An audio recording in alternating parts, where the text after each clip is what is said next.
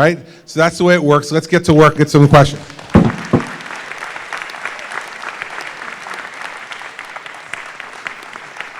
All right. Right there, yes, sir. He's coming up behind you. Good afternoon, Governor Christie. I've been sitting a while, so I'm a little nervous. Don't be. Do you remember the movie Rocky? Mm-hmm. When Adrian woke up out of the coma and whispered in Rocky's ear to win? Yes, I remember that. Well, the people of the United States of America are whispering in your ear to win to run for president of the United States.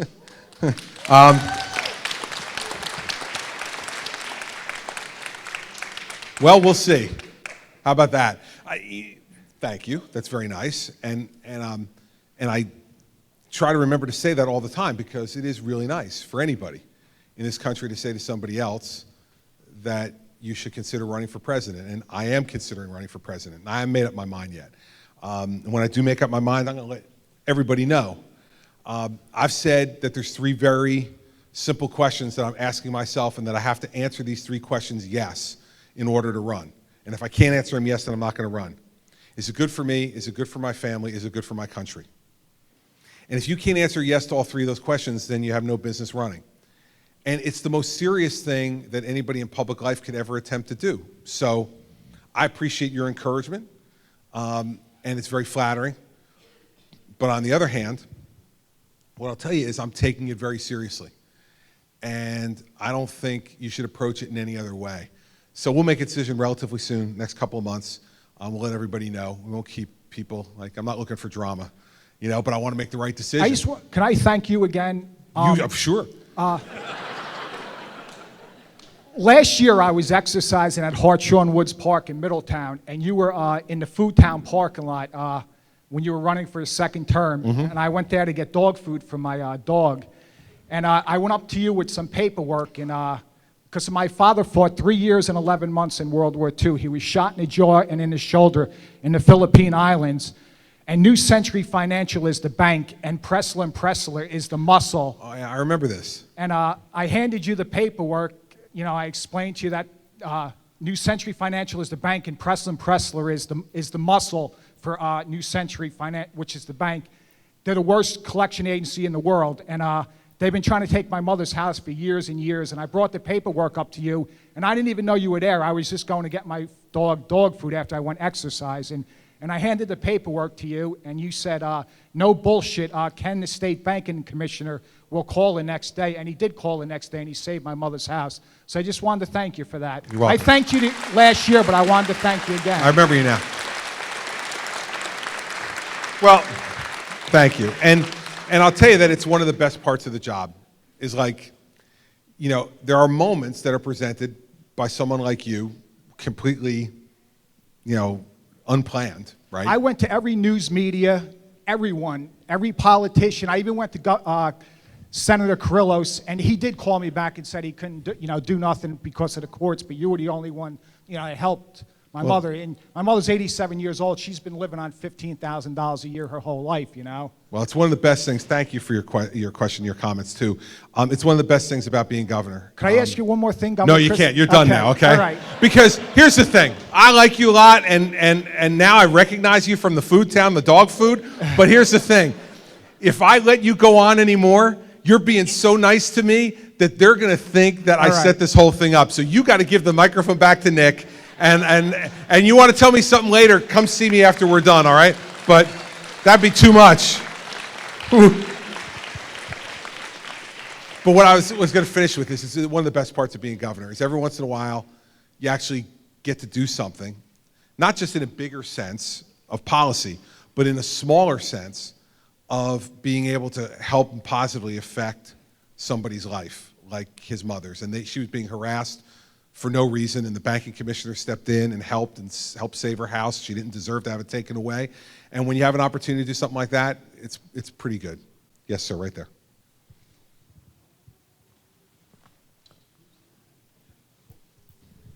Good evening, Governor. Big fan. Thank you.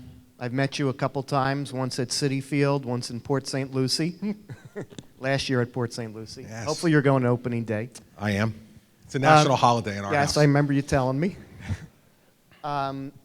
The 10,000 millionaires that have left New Jersey, I think there's various reasons. I think one of the biggest is the income tax rate in New Jersey. And to a lesser extent, some people want to leave anyway for the climate and whatever. But a third reason, and maybe the most important reason, I don't know, is the New Jersey estate tax and the $675,000 exemption. Is there any chance in your 2.5 years remaining that that exemption will change? I really hope so. For those of you who don't know about this, New Jersey is one of only 2 states left in the union that charges both an estate tax and an inheritance tax. And we have the lowest exemption for any estate tax in the country, $675,000. If your estate is $675,001, you pay taxes on your estate, but not just on above the $675,000. Once you get to $675,000, you pay it on all of it, down to $1. And it's awful. I had friends of my mom and dad a number of years ago who were moving out. And I said to him, what happened? You can't afford to live here anymore? And he said, oh, no, Chris, I can afford to live here. I can't afford to die here.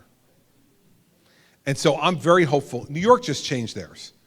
New York's estate tax was almost as bad as ours. They've now raised their exemption significantly. Recently. Yeah.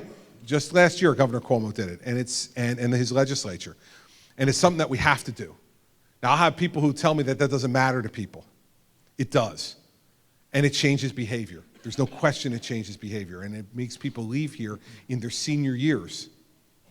And that's not only bad for them, but it's bad for us. And it's even worse for their families, because then they become airplane grandparents. And I don't want people to have to be airplane grandparents. Like you said, if they leave because they want a better climate or something like that, that's fine. That's their freedom of choice, and they're not leaving here because of something we did. But this is something we did. And just remember how tough it is here in this state. I don't need to remind this audience in Middlesex County, but I mean, let's face it. You go to work and you make money, right? And then we tax you on making the money. We have the income tax.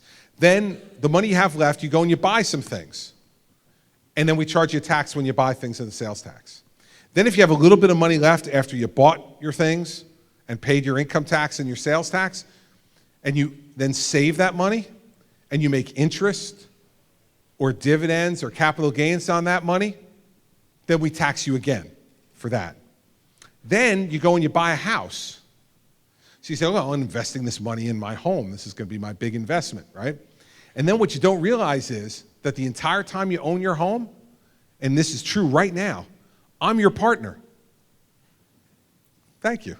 I don't have to put any money in when you put down the down payment. And like when the pipes break, I don't have to pay for the plumber. When you need to paint the house, I don't have to pay for the painter or buy the paint and paint it with you. I don't have to do any of that. But you know when you finally find out that I'm your partner? When you go to sell it. Because when you go to sell it and you get that long form that the lawyer gives you, and you've already figured out in your head, oh, I know how much I owe on the mortgage, I know how much taxes I have left to pay on it for this quarter, and I know how much I'm paying my realtor. Okay, that means I'm going to have this much left. And I go, oh, no, sorry. You forgot to pay your partner, Governor Christie. I'm like, well, what do you mean, pay Governor Christie? Yeah, it's something that Governor McGreevey invented called the realty transfer tax. Sounds like a great name, right? The realty transfer tax. Well, it just means it's another opportunity for us to take your money. So when you sell your house, we had nothing to do with it, we get a piece of the action. Then, when you die, we tax your money. And then just say you want to leave it to your son or daughter, your brother or sister. We take our share when you die, and then as the money is moving from there to your heir, we say, before you take it into your hand, we're going to take a piece from you too. That's called the inheritance tax. So we tax the person who dies, and we tax the person who lives. So we tax you when you work, we tax you when you spend, we tax you when you invest, we tax you when you buy your house, we tax you when you sell your house, we tax you when you die, and we tax the people who survive you. I mean, no wonder you're exhausted, right? It's crazy. And so I'm very hopeful that we'll do something with the estate tax. I think it's really, really important. that we allow people to stay here and live here, not have to leave for that reason. So, fingers crossed. Yes, in the back. Yep. You're it. No, right behind you. You got it, right there. Hi, my name is Jessica. I'm a registered nurse. Nice to meet you, Governor Christie. One of the issues that has been concerning not only registered nurses, but really everyone in the state, it's going to eventually affect either personally or with family. The RN Safe Staffing Act, which means that when you're hospitalized and your nurse is caring for you, sometimes nurses have a very high patient load and it's very unsafe for patients. And I was just wondering, will there eventually be any laws enacted in New Jersey that are similar to California, such as the RN Safe Staffing Act? I know the phenomenon you're talking about. I don't know if there's any current legislation pending to do that. Okay. So what I'd like you to do is to Nick will give you a card, and if you'll send your contact information to us, I'll have our policy people look and see if there is anything pending in front of the legislature, then we'll give you a report back on what's going on. I know the phenomenon you're talking about, but I have not heard of any conversation in the legislature about a Safe Staffing Act. But let's take a look at it, and I'll let you know. We'll get back to you and let you know. I don't know the answer, though. Great, thank you very much. You're very welcome. Thanks for what you do, too. We appreciate it. Thank you.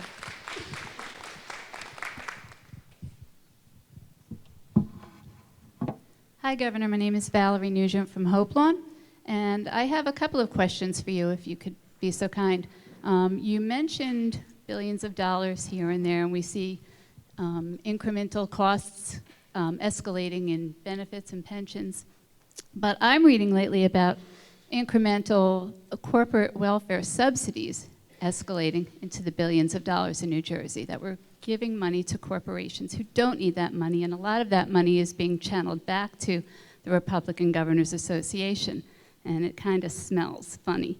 And the Exxon Mobil settlement, which I'm now reading is you're settling for $225 million out of $8.9 billion that we were potentially able to recover to get them to clean up and actually restore those resources. And now you're allowing them to just remediate by capping oil spills, which is not remediating or preserving that land or helping us as people of New Jersey who are entitled to bigger benefits for that type of environmental hazard and long-term health implications.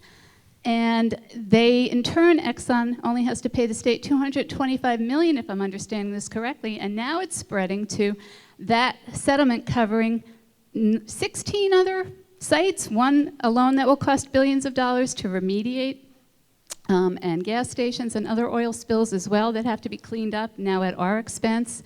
And Exxon was able to pay $500 million to the Republican Governors Association last year under your leadership, and an additional $200 million this past year. And that's what we're reading in the media, and that's what's being reported. Well, first off, a few things. Your numbers are wrong on a bunch of fronts. Well, no, it shouldn't be a shrug. Like, if you're wrong about the numbers, you should know about it. So let's start off with that. The Republican Governors Association last year raised a total of $117 million. A total of $117 million. I raised it, so I should know. A total of 117, and that's publicly reported. So you can go to the RGA website, you can go to the websites that track contributions. So ExxonMobil didn't give $500 million to the Governors Association because we only raised $117 million. ExxonMobil didn't even give $500,000 to the Republican Governors Association. So that's one thing. Second, on the Economic Opportunity Act, the incentives that you're talking about, those incentives were all passed by a Democratic legislature with Democratic majorities and sent to my desk. And so if you think that the Democrats in the legislature passed the Economic Opportunity Act that allows for incentives that have helped to create over 180,000 jobs in the state over the course of the last 5 years because they were trying to help the Republican Governors Association, doesn't make any sense to me and not true. On the ExxonMobil settlement, the entire site is going to be cleaned, and that's part of the settlement. The $225 million is above and beyond what is going to cost to clean up the sites. The 16 sites that you're talking about that are included in the settlement, we got paid $5 million for those 16 sites, most of which would have cost more to litigate on those 16 sites than it would have cost to do those things. So, you know, I understand if you come in with a point of view. That's fine. You're entitled to your point of view. But when your numbers are completely wrong, when you say that the ExxonMobil donated $500 million to the Republican Governors Association when they didn't donate anywhere near that, and the Republican Governors Association didn't raise a fifth of that, you know, you're just making stuff up. And so, you know, it's fine if you want to make your point and be dramatic about it, but you got to be right. And those numbers are just demonstrably, provably wrong. And so, you know, fact is that the ExxonMobil deal, the state sued 10 years ago and just put a number on it, $8.9 billion. There was no basis in fact for that $8.9 billion. People can sue for anything they want to sue for. A fact is that the $225 million plus remediation is the largest environmental settlement that the state has ever received in its history by a large margin. So there will always be people who will play second guesser, you know, but for 10 years, by the way, the state got nothing from ExxonMobil. They were litigating for 10 years, paying lawyers for 10 years, and got absolutely nothing. And I don't mind when you're the guy who has to make decisions, and by the way, you know, this wasn't my decision ultimately, it's the Attorney General's decision, but I support it. And when you're the guy who has to make decisions, you're always subject to being second guessed, and that's fine. Anybody who thinks they can do a better job gets to run for governor, win, and try to do a better job. But in the end, I have absolutely no second thoughts about it, and when your underlying premise is that somehow this was like some political game that was played, and the numbers you use to prove your political game are completely wrong and inflated just for dramatic purposes, with respect, it undercuts the entire theory of what you're trying to make out. So next time, come to the next town hall meeting, do the research, get the numbers, and if you do it and you do it the right way, then maybe we could have a more fruitful discussion, but not with those numbers.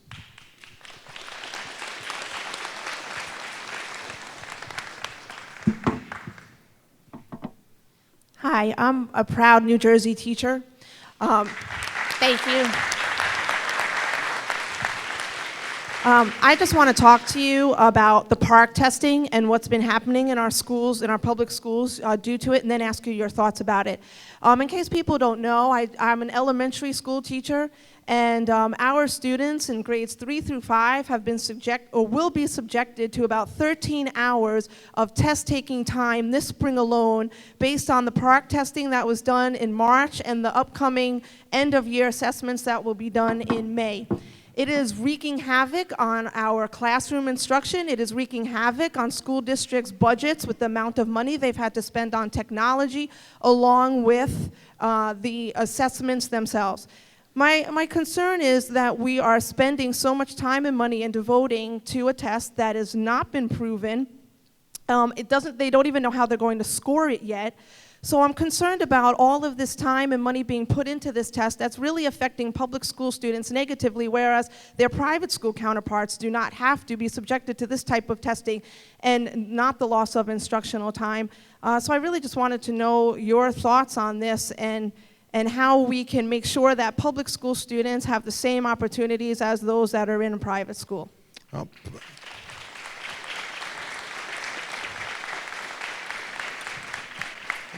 Well, first off, thanks for coming, and I appreciate your question, and I'm glad you're proud.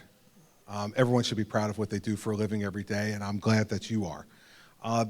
Fact is that we don't know how effective the PARCC test is going to be. What we know is that the NJ Ask test that preceded it was completely ineffective and was not giving us a clear handle on what children were learning and if they were getting the benefit of what their parents are paying each and every day for education, which is the largest sum that any state pays, any set of taxpayers pays for public education per pupil in the country. In New Jersey, we pay an average of $17,700 per pupil per year for public school education, the highest of any state in the country. And the fact is that we need to know, not only for that investment, but for those children's future, whether or not they are actually learning, and that learning is happening appropriately across school districts in a state like ours. So I believe that some testing needs to be done. Now, once we determined that NJ Ask was ineffective in gauging that, we needed to come up with a new test. Now, no one knows whether PARCC's effective yet or not. I don't know. With all due respect, you don't know. The folks at the Department of Education don't know. We won't know until we get results back and we start to do the verifying that goes along with this type of standardized testing across districts. I know there are some people who believe that we shouldn't test at all.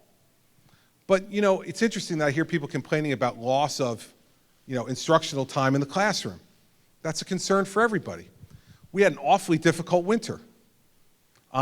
You know, maybe we should be adding on instructional days at the end of the year, even more than we are, to compensate for the fact that we lost a lot of snow days this year, in the last 2 years, more than we normally do.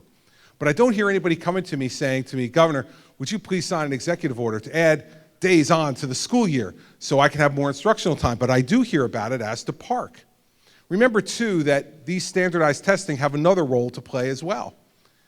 2 years ago, we passed a teacher evaluation system in the state that goes along with the tenure reform we passed in the state that is changing the tenure system as we know it in our state. Without that standardized testing as part of it, the entire evaluation process becomes completely subjective. And so we need to have some type of objective standard to be a portion of, and it's a relatively small portion of, but a portion of the overall evaluation for how we're doing in each and every classroom. And so I'm not wed to the PARCC test. I couldn't be. I don't know whether it works yet or not. But when it's proven to us that the last test does not work, and the alternative we have is to do no testing at all or develop a new test, then I'm of the view that we should develop a new test and we should see how it works. I've already put together a commission of teachers, administrators, and parents who are going to be part of the review of what happens in PARCC. And if there's tweaks and changes that need to be made, happy to consider it. And the Commissioner of Education will do that under his leadership. Last part about technology is this. I've heard a lot of people complain about the technology that goes along with this because it's computer-based testing. Well, the fact is, in 2 years, the SATs and the ACTs are going to be given exclusively on computer. No more pencil and paper tests. We need to get our kids ready for that. They need to know what it's like to take a test on a computer if they're going to be ready for taking the college boards, whether it's the SATs or the ACTs. And so there will always be a transition of discomfort. Students will feel uncomfortable about it. Parents will feel uncomfortable about it. Teachers will feel uncomfortable about it. Administrators will feel uncomfortable about it. But just because we feel that level of discomfort, we can't abandon change. And so we're trying to change this in a way that will be useful in terms of giving us the tools we need to evaluate whether our children are learning and are college and career ready, whether our children and their parents are getting the benefit of the investment they're making in public education, and help prepare our children to take the college board exams if that's the path they choose to take with their lives, and not be disadvantaged by the fact that New Jersey doesn't give computer-based testing in a standardized way, while other states will be doing that. So understand there's concern about it. I'm not sold on it yet either. We have to try. All due respect, it's not giving the test. All teachers want accountability. We have no issue with that. The concern is the test itself. When it's been proven that the Lexile level that the test is given at is above grade level for the majority of the students at that grade level taking it, it's not an appropriate. Nothing has been listed.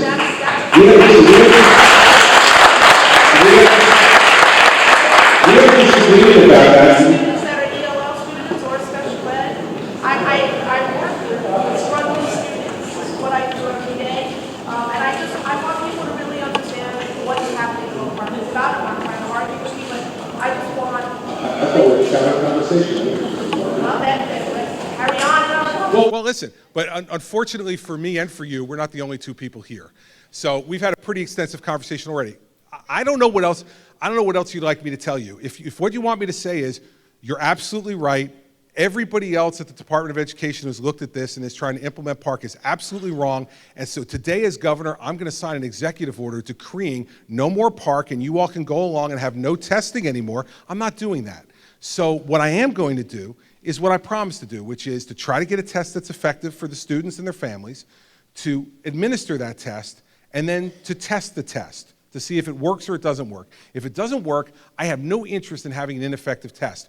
But for years, we had the NJ Ask test, which was ineffective and was shortchanging our students. And I was not going to sit by and continue to have them take tests that had absolutely no relationship to what they actually knew and what they were carrying into their careers or into college. So this is going to be an ongoing discussion in the state, and we'll continue to have the conversation. We'll see how it goes. Yes, ma'am.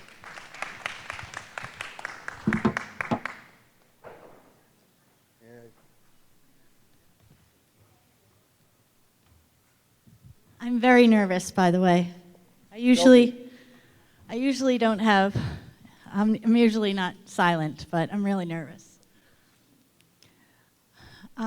Because I am a teacher of 20 years and wake up every day loving what I do, and I'm not the governor, I truly feel you are trying to do the best job that you can for what you have, as I do when I get my new class every year. This is not what I want to talk about. If you do become a president of the United States, I'm thinking of more as, and I don't want to put this down, but the press seems to get your worst side all the time. Shut up, sit down, idiot. And my kids at home and my kids at school say, why does the governor do that? Now, I could say, Jersey, we're Jersey. You know, I was born and bred in Jersey. That's not going to work in the United States. So really what I'm asking, to save... I'm sorry? Oh, I'm not talking about what's in the White House right now. I'm looking at today of what could happen, okay? We're looking forward. Thank you. I'm not putting anybody down. I've seen it all, and that's my question to you is, how do you defend that? Because being in the public all the time and getting those negative comments all the time, I could explain to my own kids, well, they pushed his buttons. You know, I'm a mother, I know, I go off the deep end. But when you're a governor and of the highest office in New Jersey, and then you start screaming at people. Really? Oh, maybe not. I don't know. I'm just looking out. Maybe I'm just looking out for you, looking out for all of us. I want an explanation of what would be a good explanation. When I ask my class, what would make a great leader? They say smart. You're smart, passionate, feel what you want to do. You want change. And then they're like, be nice, you know, like be nice, and the hug baby, you know, all that hugging stuff. And I wrote it all down. There's responsible, respectful, tolerant of others' differences and accepting their differences. So that's my question. When they do that to you, and I know you have a lot of followers here, and that's wonderful. I'm a human. I'm following you because I'm human, and I really feel that you need to tone it down a little bit if you want to become president of the United States. That's all. Well, and maybe as a teacher, you don't know how I am as a teacher because you don't see me on the news and I'm this nutty teacher. But I am getting evaluated and I am highly effective, just so you know. Good. But no, but really, I would love to see more of this Christie that I saw today than I'm seeing. Well, listen. On the news. And Sure. I hope I'm not offending you. Do I look offended? But Believe me, when I take this away tell from you, me before. He's coming up behind you. Now, he doesn't work for me. First off, let me say this. I appreciate your comments. I really do. And thank you. And I can tell that. And so, you know, there are always going to be differences of opinion on people's style, right? And how you approach things. One of the things that I'm sure your students probably said or meant to say in that list, as well was honest. You know, and the fact is that for me, you know, everything that I've ever said in my public life is not something that I would necessarily say again. I think there's probably almost every person in this audience who has had interaction in their lives with other human beings would say there have been times when they wish they would have said something differently, right? Now, the difference, as you well pointed out, is that many of my interactions happen with 10, 12 TV cameras around. And what happens in a lot of people's lives, but not everybody's lives, is that there are some people who just believe that if you're a public figure, that they're allowed to be rude, that they can say or do anything to you, and because you're a public figure, you have to respond politely, because that's the rules as they see it. I don't see it that way. See,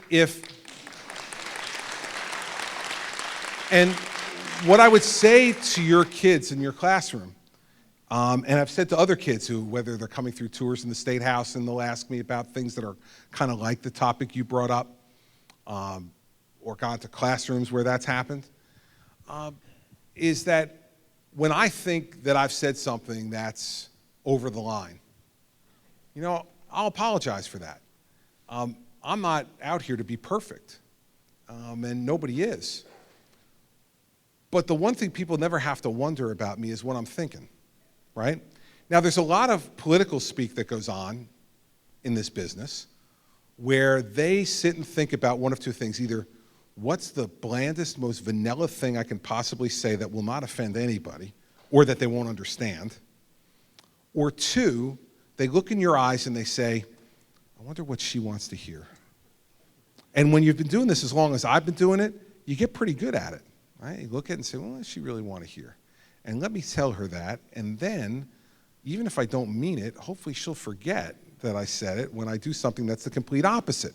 But at least it gets me through the moment, right? I'm just not like that, right? So there's any number of times in my life where I go by what my mother taught me. And my mother used to say to me all the time, you know, Christopher, be yourself, because then tomorrow you don't have to try to remember who you pretended to be yesterday. Now, with any human being, that's going to mean there's good moments and not so good moments. And so what I would say to you is that when I try to reach the balance, and believe me, right? I mean, you said like I have a lot of followers here, but I've probably had, from the questions I've taken so far, an even amount of people who agree and who disagree, right, today. And I've tried to follow rule number 4, which is like if you respectfully disagree or criticize or whatever, I try to respectfully disagree back. But in public life sometimes, you know, people will just, as you said in part of your comment, will just try to push your button. I can tell you that in my public life, I have not had my button pushed 100 times more than it's actually they've gotten through and pushed it. And the reasons that that happens are like a lot of different reasons, right? So like sometimes I just want to do it, right? Like sometimes they're just saying something, I say, the hell with this, man, I'm doing it, right?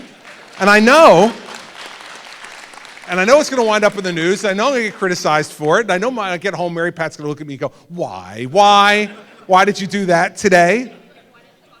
Right? But the second piece of it is sometimes you're just having a bad day, right? Sometimes you didn't sleep well the night before. Sometimes you didn't eat all day. So like all the things that when you get up in front of a classroom some days, right, over the course of a career like yours, where for any of those reasons, you're fighting with your spouse, or your kids, your own kids are driving you crazy, or you know, you got money problems, or you've got something happening, like you walk into the room in day with a bit of an attitude. And you're working as hard as you can. I know it. I can tell by the look in your eyes, right? You're working as hard as you can every day to, like, when you have those days, to get through the attitude, wait for the bell to ring, and get out so that I don't do anything that I'm going to regret. I try to do that too. And so, but when you put all of it together, what I would say to, as you called it, the broader universe, the American people, if I decide to do that, is this. I think we've had too much, and this is not Republican or Democrat, it's both. I think we've had too much of people in public life pretending to be something. And so, with me, you're going to get what you see. Some days, that's going to make you go like, nah, no, not today, Chris, thank you very much. And other days, you're going to say, you know what, I'm glad he said that, because it needed to be said, and it should have been said a long time ago. So I take very seriously your comments because, you know, as somebody who's trying to get better every day, But what I will guarantee you is that I will never get to the point where I sound, and we'll close it talking about a teacher, I will never sound like Charlie Brown's teacher, all right? You remember Charlie Brown's teacher, right? And then, oh, you hear what I said? I will never sound that way. And so to the extent that people are looking for me to do that, to be kind of vanilla, plain, even, like that, it's not going to be me. And if it turns out, whether it was for the people of this state or for the people of the country, if I ever chose to do that, that wasn't their cup of tea, I'd rather go home, right? I'd rather go home. Because, like my mom said, if you pretend to be somebody else, you got to try to remember who you pretended to be. That can get both tiring and ineffective. So I'm glad you brought it up, and I'm glad you said something. And if you go home tonight and they say, why did you stand up and say something to the governor? Tell them, you know what, you look at him and say, mind your own business, okay? Mind your own business. You stood up, and I'm glad you did. And I take your comments, which also I think have a bit of advice in them for me, and I take them to heart. No, and I take them to heart. And you know, sometimes, although I will say this about name calling, there are just some times when you look at somebody and there's just no other word left. I know. That's why I think maybe you should run for office, because you should just release yourself a little bit. It's really actually very good. It's a lot of fun. Thank you for your comments. I appreciate it. All right, I can take two more questions. Two more. Let's do the lady back here. I haven't gone back here yet. Yeah. Hi, Christie. Hi. I met you at St. Rose a few years ago, and we took our first selfie, and today we took our second Excellent. selfie. All right, So good. that's really, really cool. Good. I'm getting good at that. I have to say, I don't think you're a bully, because I've worked for bosses 10 times worse that said things to me. There you go. Over the last... There's people who are 10 times worse than me. in I got to put that on a bumper sticker. The last 20 years of my radio career. Christie, the other guys are 10 times worse. I mean, that would be actually a really good bumper sticker. You know, it's a little bit personal, but I have to tell you, I'm a mom of 2 little boys. I went through a really bad postpartum depression. And I think it's something that the state has a website, and you know, you go to it and you can get information, but I haven't been able to find a place to get the cure. I don't think that it's an issue that's addressed as much as it should be, especially a mother that has to go right back to work with no maternity leave, because if you're in sales, you lose your clients. My kids were taken away by Judge Justice. I haven't seen them in over 8 months because of postpartum depression. It's over. And I can't seem to get anybody in the judicial system, and I spent $140,000 to try to get my kids back, and it was postpartum depression. And I was just wondering, I've written to you, I've contacted Mary Jo Cody, and I just can't find anybody to listen to me to get these kids back, because it happened, and it's the past, and it's not the present. So I was just wondering personally if you could tell me anything, or spend time with me, a few minutes on the phone, to just discuss how I can get my kids back, because I'm a fantastic mother, and I didn't ask for postpartum, and it just happened. Well, a few things. First off, thank you for sharing that. Secondly, I could spend time on the phone with you, but I'm not the right person to do it. Mm-hmm. But I'm going to get the right person for you. You will? Yes, I will. So going over, we're going to send your information to him. We're going to give it to Allison Blake, okay, who's the head of the Department of Children and Families. Mm-hmm. And we'll get her on the phone with you tomorrow.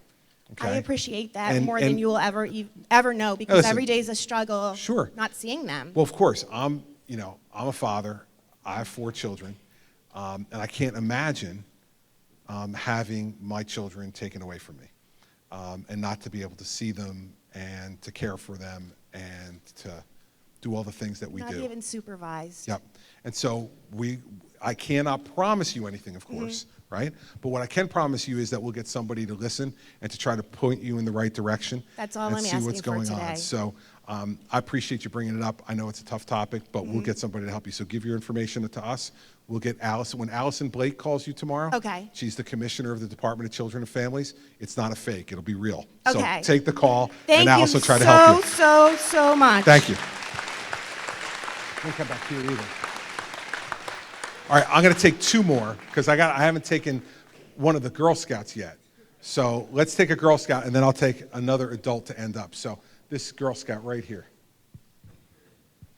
Hi, my name is Natasha Allen. I'm from Girl Scout Troop 397.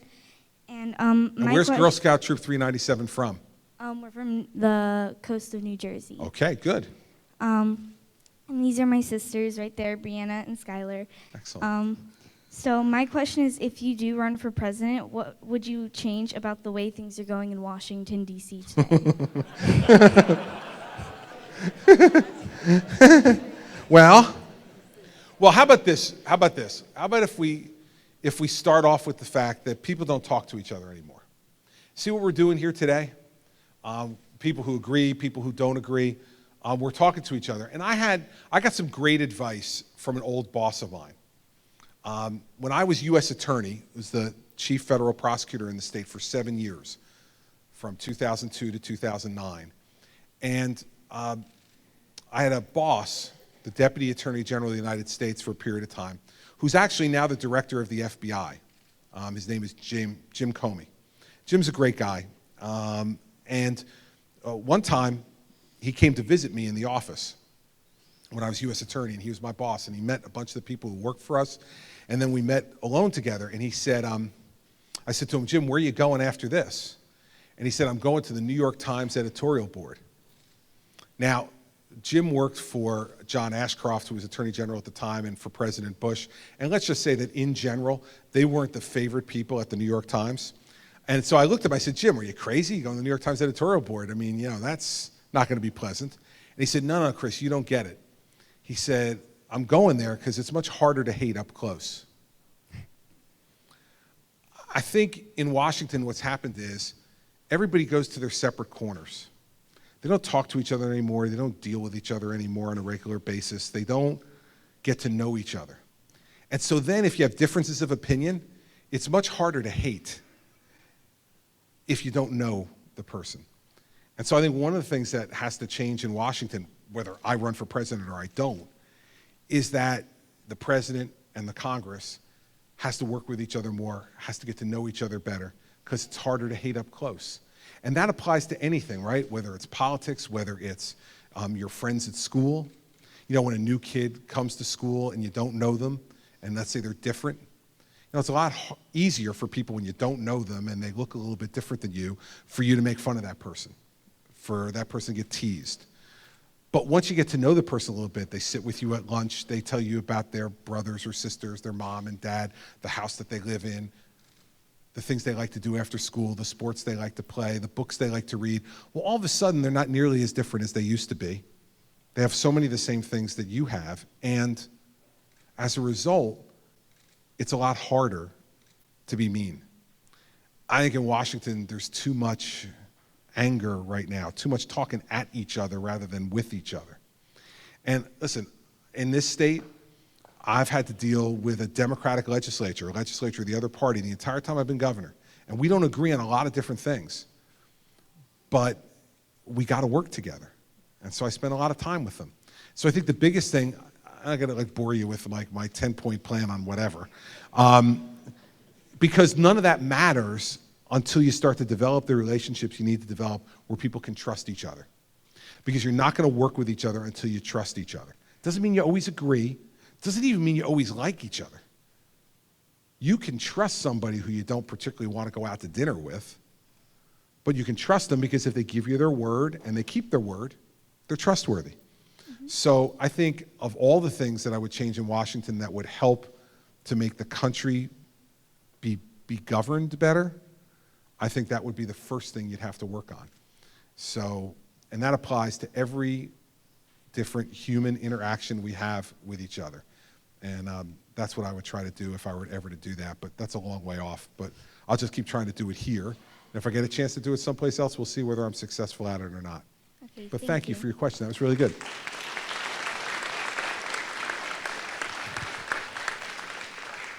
Scott, right back here.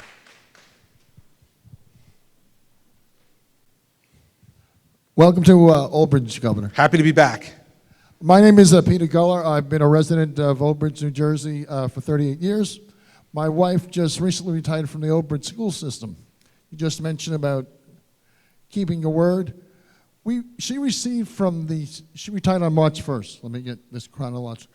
In mid-February, she received a letter from the State Bureau of the Pensions that she had selected Plan D as her retirement plan. Okay. That's mid-February. She retires on March 1st. At the end of March, she gets a letter from the same people saying that she had Plan A. My question is, we had to get on the phone, we corrected the problem. My question is, that caused us time to be on the phone to correct the problem, to get her right pension monies, versus also costing the people we talked to time to give us the explanation. Something has to be done, A, about how long you wait on the phone to speak to the people in the state of New Jersey, and B, obviously, that would help the efficiency of the Pension Bureau. Sure, I can't disagree with any of that, and that wouldn't be the way I'd want to see it happen. I wouldn't want the mistake made in the first place. But again, mistakes are made. I'm glad to hear it was corrected. I thought that the end of the, because I've heard a lot of questions over the course of 134 meetings. I thought at the end of it, I was going to hear, she asked for D, they gave her A, and when she said she wanted D, because that's what she picked, they said, no, you can't, now you got A. I'm glad it got fixed. Nothing's ever going to be perfect. And so if you're sitting on the phone on hold for a long time, it's incredibly frustrating. We should be better at that. I'll certainly ask the treasurer about what the average wait time is on that stuff at the Pension Bureau who works for him. But what I'm really happy to hear about is it got fixed. Because if that's the choice she made and it's what she's earned, then it's what she should get. So I thank you for pointing out to me kind of the frustration and the difficulty in dealing with both the initial mistake and then how long it took to get the mistake fixed. But I am glad that the mistake got fixed, because if you're continuing to have that frustration and mistakes can't be fixed, that's even worse. So, but I'll talk to the treasurer about that, and they keep track of those things, like average wait time and all the rest of that. And I haven't gotten one of those reports recently, so I'll ask the treasurer. And if you want, one of my guys will give you a card. If you want to send your email address, I can tell you what I hear back from him, so you at least know what the average time is, and then we can tell, you can let us know whether your time was average or whether yours was way above average. Did you? Yeah. How efficient the whole thing is. It's unbelievable. That's good. Thank you. All right, well, listen, a few things before I go. First, thank you. Second, the reason I've got to go is that Mary Pat and our youngest, Bridget, are away for spring break. Left Dad and Patrick